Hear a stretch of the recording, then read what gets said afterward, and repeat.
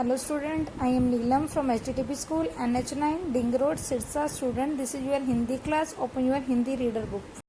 Student, today we will start chapter 4 Birbal की चतुराई। बीरबल की आपने सुनी होगी, अकबर बीरबल की कहानियाँ सुनी हुई है ना। बीरबल कितना चतुर था, आज उसकी चतुराई पढ़ेंगे। आपने बीरबल का नाम अवश्य सुना होगा। वे बादशाह अकबर के नवरत्नों में से एक थे।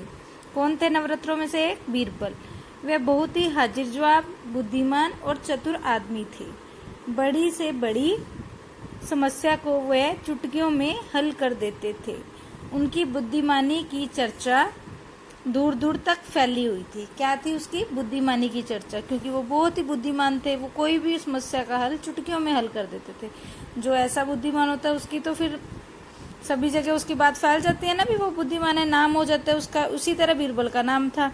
बादशाह अकबर बीरबल को बहुत पसंद करते थे और राज्य के सभी मामलों में उनकी सलाह लिया करते थे। एक दिन एक धनी व्यापारी बादशाह अकबर के पास अपनी शिकायत लेकर आया। कौन आया?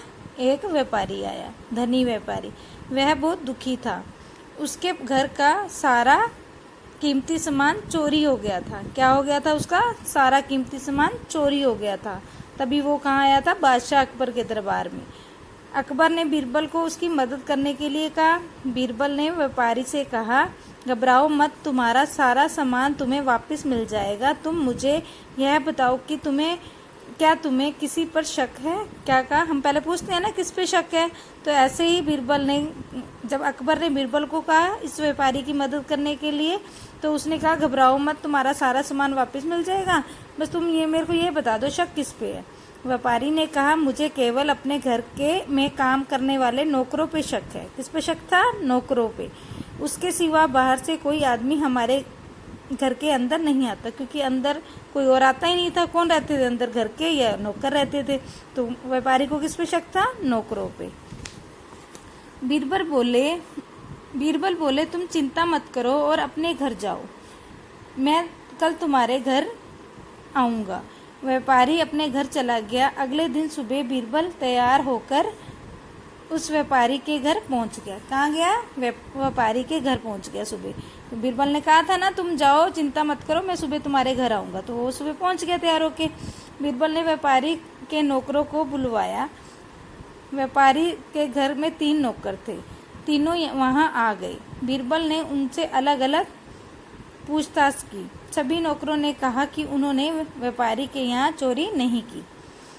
तब बीरबल ने तीनों नौकरों को एक जगह इकट्ठा किया। कोई भी चोरी करके मानेगा थोड़ा ना मैंने चोरी की है। तो वो तीनों नौकरों से अलग अलग बात की, वो नहीं माने। फिर उन्होंने तीनों नौकरों को इकट्ठा बुला लिया। बीरबल ने तीनों नौकरों को एक एक छड़ी दी और कहा, इन्हें साधारण छड़ियाँ मत समझो, ये जादू की छड़ियाँ हैं। इन सब की लंबाई एक जैसी है।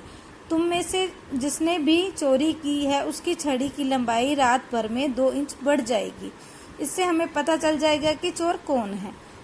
तब तुम तीनों अपनी अपनी छड़ी लेकर आओ और कल सुबह आकर ये छड़ियाँ मुझे दिखाना। तो क्या किया बीरबल ने? 3 छड़ियाँ मंगवाई और तीनों को दे दी और बोला, ये साधारण छड़ियाँ मत समझना है, जिसने चोरी की है ना उसकी छड़ी ये 2 इंच बढ़ जाएगी।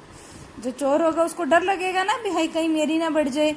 तो वो क्या किया उन्होंने, वो तीनों घर लेके चले गए और कहते सुबह मुझको दिखाना। ओके स्टूडेंट, अब आपने ये लेसन 4 बीरबल की चतुराई पेज नंबर 22 और 23 यहाँ तक दिखाना तक रीड करना है। ओके स्टूडेंट, धन्यवाद।